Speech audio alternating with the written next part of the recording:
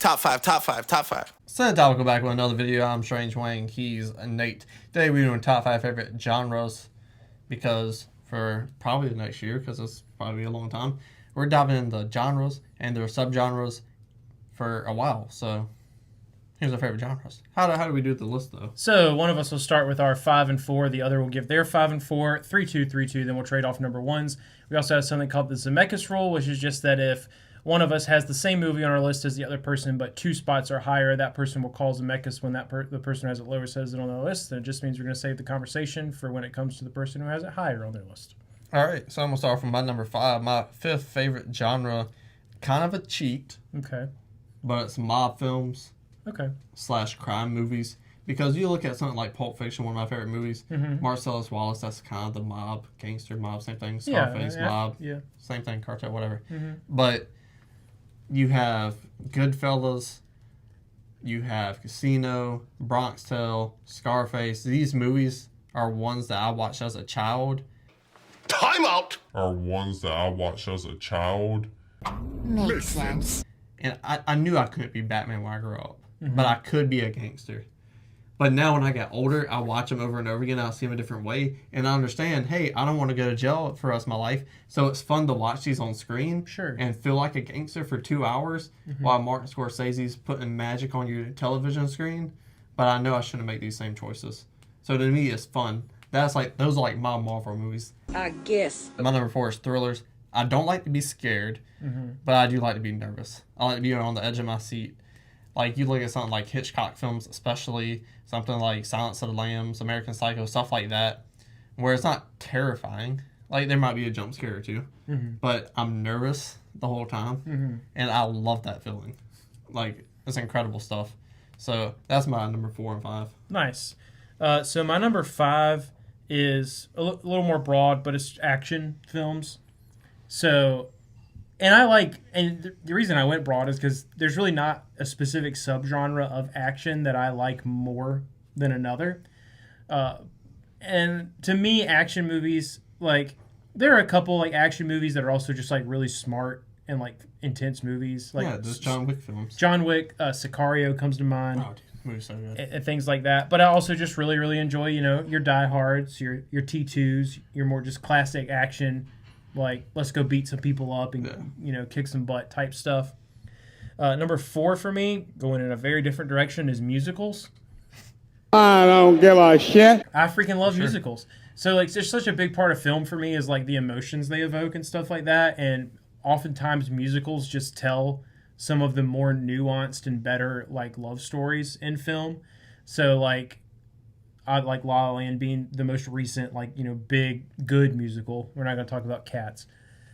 But, like, even going back to, like, Singing in the Rain or something like that. The original West Side Story. I'm so excited for Spielberg's take on West Side Story. I can't wait to see that. But musicals just have a way of telling stories. I think I somewhat compare them to how a lot of people talk about horror. How, like, in horror films, you can talk about stuff that you can't really talk about in other films. Good point. You're so smart. But you can make a horror movie that kind of, like, subverts that in a way to where you get your message across, but it's not perceived as, like, in your face or too overt. And musicals are really similar to me than that because you could talk about anything if you're doing it through song and dance. Because half your audience isn't even going to be listening to the words, and the other half is going to get it. So I like musicals. A lot. That's fair. Number 3 for me is maybe Zemeckis, romantic comedies. Some romance movies are too cheesy. Some comedies are too stupid. When you put them together, you just get magic. Yeah. To me, it could be something as wacky as The Wedding Singer. I'm gonna love that, or it could be something as a good film, like When Harry Met Sally. Everything in between, I just love. Even bad romantic comedies, like the ones Matthew McConaughey made in, like, the early 2000s. Like Failure to Launch. Yeah. Or like, I can put one of Maid those of on Honor. and watch it, and, like, I may not remember anything else, but it's a fun watch, So, like, but there's still, like I said, the whole spectrum. There's goofy ones, like 50 First Dates and the Adam Sandler ones, and then there's like just really good ones like Sleepless in Seattle and everything in between. Yeah. So like you can watch a more serious one, and all the tones are different, and just like you fall in love with them falling in love. Yeah, for And sure. it's really easy to get invested in these characters and emotions, like you said. So that's why it's number 3 on my list. My number 2 is kind of like your number 5, I believe it was, but it is 80s action. Okay. You got Prime Schwarzenegger, Prime Stallone, Jackie Chan. He was over on the other side of the sea making arguably better movies than he did in America. Sure. You have Jean-Claude Van Damme in his prime. You had the Indiana Jones flicks. You had the best. It was a range too. Like you could watch Indiana Jones one day, and then you watch something like goofy as Commando, or like Schwarzenegger's. Not Schwarzenegger's. Rambo 2. Right. Like same thing with like Thriller. English, motherfucker, do you speak it? Romantic comedies. There's just a range of like serious emotion and tone in it, you know. So 80s action to me is like the best because you have all these like superhero like characters in their prime, and my personal favorite is Schwarzenegger and Jackie Chan. And Jackie Chan, you can like have all these crazy like fight scenes, but then I want something a little bit more funny, but I want to keep the serious tone. Yeah. I can watch a Schwarzenegger movie and he could throw a knife in someone and say, "Stick around," and then fight a predator, and my seriousness hasn't went away, even though he's throwing out one-liners. Yeah.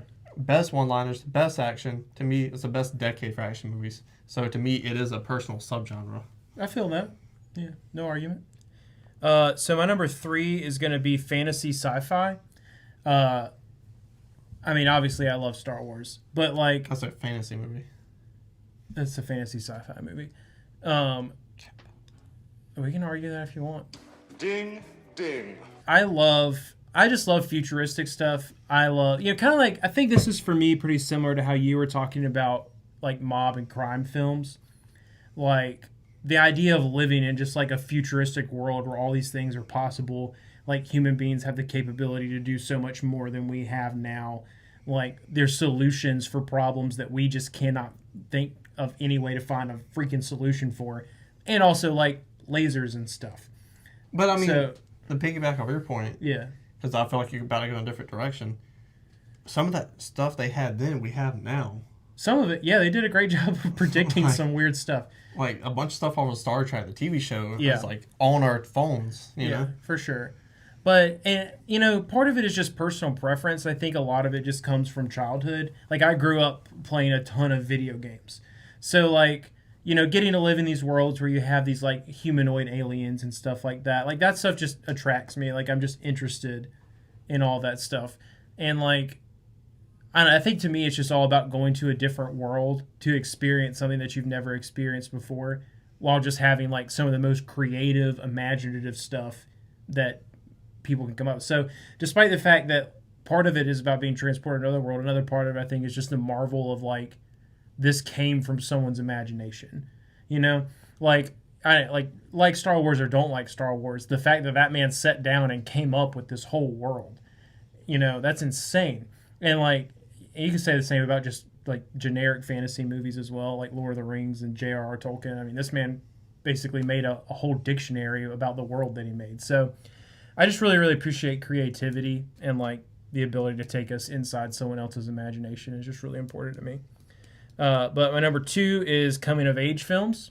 That's my number 1. Nice. Why I watch movies, relatability, investment, and escapism, you know? And you get all through that. Yeah. We've all been that age. And within that, we've had those similar situations happen to us. Or we know someone that was in their shoes. And we have that personal connection to these movies. And a lot of times they are kind of getting to the rom-com genre. So it's kind of not really a cheat, but it's an element of the movie. There's almost always some sort of relationship Yeah. aspect to a coming of age. So like you have another one of my favorite genres in this genre, but you add that escapism, relatability, and investment. Yeah. And this just makes the movie so much more important to me as a person. Because, like, looking back at it now, like, I can remember watching movies that I related to back then in high school. And I watched them because I related to them in high school. And now I watch them and look back and laugh because I was like, oh, dude, I thought the fucking world was going to end, you know? This was so important to me, and now it's like 2 weeks later, it didn't even matter. Yeah. And I know that now. Right. But it's just like the hindsight of 2020 makes these movies more funny. Yeah. You know?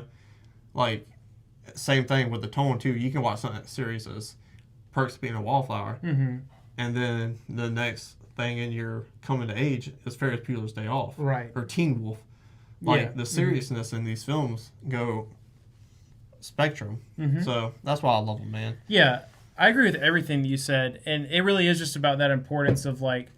So I think it's just as important to like continuously be moving forward in like your maturity and progression throughout life, but it's also really important to take that step back and like, you know, grade and look like get reminded of how things were for you growing up. Personally, I think it's just incredibly important to stay in touch with your inner child. Like, I will never act like a full-blown grown-up, and I am proud of that immensely. And for me, like, coming-of-age films are so important for that because it does help me keep in touch. And the thing is this is a genre that will never die out. No. Like, you know, like, sci-fi is a good example. Sci-fi is interesting, and I don't think that people will ever stop making sci-fi films, but the popularity of, like, a kind of, like, more abstract genre like that is gonna ebb and flow. People will always make coming-of-age movies because someone is always, like, some generation of filmmaker is always entering into adulthood and is going to want to make a film about their childhood. Most definitely. You know? And I feel like between the 1980s and, like, the 2010s, like, some of my favorite films of those decades are the coming-of-age films that we definitely. got. So I love that genre a lot, and it's really important. And to piggyback off your point, since you brought up the decades, I can watch something that was made in the 90s, like Dazed and Confused, and I can watch something now, and I can see similarities in it. Why? Or even go back to something like The Breakfast Club. Yeah. Why do I see similarities in these characters? Because humans do not change. Right. We always going to have those same core emotions. Stuff's always going to hurt people's feelings the same way. Yeah. Rejection, that's a huge thing in those movies. That's never going to go away. Yeah. Even though trends, styles, and music in those movies Technology, will. like all that stuff can change. But like teens are never gonna not be insecure. Yeah. That's right, man. That's right. I'm surprised it's not your number one, but what is your number one? So my number one is adventure films, and it has a lot of the same tie-ins to that, in that just as much as coming of age films teach me how to stay a kid as an adult, for me, and I mean you could decide for yourself whether this was a good role model to have, but like I'm looking at them. Adventure films for me growing up were like what brought me into adulthood, like Indiana Jones, Jurassic Park, like there's adventure aspects obviously to Star Wars and all these other films. You know, just about every Disney movie has some sort of adventure aspect to it. Like, I mean, Spielberg is just like, you can make a great argument for him being the best director of all time, but I definitely think hands down he's the best adventure director of all time. So that film genre to me was just very formative. Like, so many of my film role models growing up came from that genre and came from that director. But to me, it's just like, it just instills that they're very motivational for me. And I think that's what I'm trying to say is like, you know, because I'm naturally like a very, like, I'm just easily content. Like, I'm not the kind of person that always feels like I have to be hitting this next big achievement to be doing well in life. Like, I could be where I'm at now and I'm probably going to be happy. But adventure films give me a little bit of a drive to, like, go have some sort of personal adventure. Obviously, you know, I'm not going to be laying half naked in the back of a Jeep being driven away from a T-Rex. And I'm not going to be flying through space. And I'm not going to be, you know, doing Indiana Jones stuff. But, like, personal adventure in relation to what film teaches us about adventure is really important. So, tell us genres that are important to you down in the comment section below. And what's some of your favorite genres? Also, tell us that down below in the comment section. Scroll up a little bit, hit the like button, share the video, and subscribe.